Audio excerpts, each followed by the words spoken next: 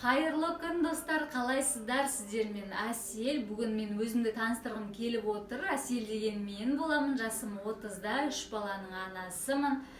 Кондитер болып, үйде тәттілер пісіремін. Сонымен қатар сіздерге пайдам тисін деген мақсатта осындай өте керемет рецепттер салып түсіріп, ютубта кішігірім блог жүргіземін. Мені қолдай отырыңыздар, каналға подписацияны басып, лайк қалдырып, комментарий жазуды да ұмытпаңыздар. Ал бүгінгі біздің дайындайтын тағамымыз қазақтың ұлттық тағамы наурыз көже. Осы келіп жеткен біздің әз наурызымыз бәрімізге құтты болсын. Әр отбасыда, әр шаңырақта тек қана тоқшылық, береке, молшылық бола берсін дегім келеді. Енді наурыз көжені дайындауға кірісейік. Бұл наурыз көженің артықшылығы басқа наурыз көжелерден жасалу өте жеңіл. Яғни қазанға біз наурыз көжемізді салып қойып, басқа шаруалармен айналыса берсек болады. Өте керемет пе, емес пе, достар? Енді өте жеңіл дегенім, яғни ешқандай піспей қалады, болмаса дәмді болмай қалады деген сіздерде ондай ой болмайды. Видеоны кеңес беремін, міндетті түрде соңына дейін қараңыздар, содан кейін барып қана жасаңыздар. Өте керемет, өте дәмді болып шығатыны сөзсіз. Ал кеттік, дайындап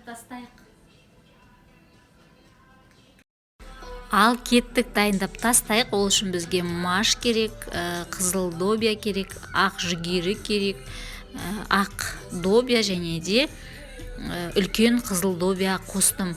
Бұлардың бәрін, маштан басқасын бәрін міндетті түрде бір түнге бұқтырып қоясыздар. Мен 15 минутқа каждыйын бөлек-бөлек 15 минутқа қайнаттым да беттерін шауып бір түнге қоя салдым. Маш қана тез пісетіндіктен оны бір жуып жіберіп, ең соңынан қосып сала берсеңіздер болады. Мен бірінші етті қайнатып алдым, 1 сағаттай пияз қосып. Содан кейін мынау біздің үлкен добиямыз қызыл. Негізі бұл кешірек пісетін болғандықтан 1 жарты сағатқа етпен бірге бөлек қайнатып алдым. Содан кейін барып қана қалған ингредиенттерді салдым. Ол яғни ақ добия, қызыл добия, ақ жүгері.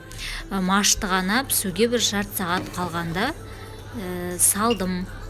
Кішкене дәміне қарай тұз қостым. Менде мына жерде негізі түсірдім десем, қосып жатқандарым түсірілмей қалыпты. Сол себептен оның ешқандай да қиыншылығы жоқ деп ойлаймын. Тек қана бірінен кейін бірін сала бересіздер. Мынау жарты сағат қайнағаннан кейін біздің қызыл добиямыз сразу қалған 4 ингредиентті саласыздар. Содан кейін бас аяғы 2-2,5 сағат қайнатсаңыздар жеткілікті. Осынымен міне біздің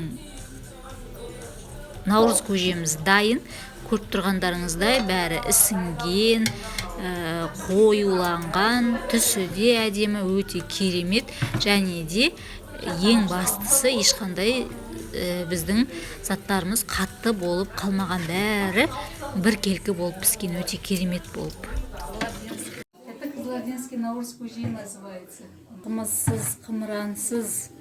Прям керемет, жасалу жолы да өте оңай. Прям жасап қойып, қазанға салып қойып, басқа тірліктеріңізді істей бересіздер. Көзді ашып жұмғанса, осындай керемет наурыз көжелеріміз дайын болады.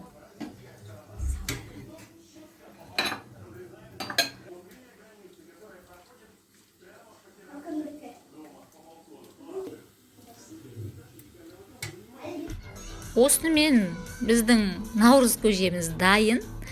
Көргендеріңізде ешқандай қиыншылығы жоқ. Видеоға міндетті түрде лайк басып, комментарий қалдыруды ұмытпаңыздар. Және де ең бастысы каналға подписацияны басыңыздар. Менің осы видеом ұнаса, өздеріңіздің достарыңызбен, туған туыстарыңызбен міндетті түрде менің каналым туралы бөлісе отырыңыздар.